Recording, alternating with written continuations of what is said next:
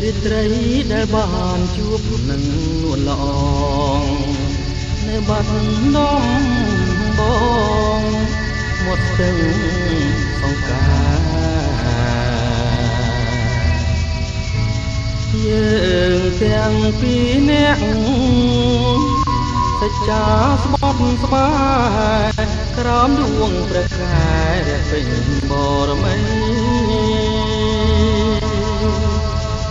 រៀមលូកដៃអោបក្រសោបកាយអូនរាត្រីស្ងាត់សូនដោយស្នេហ៍តែក្តី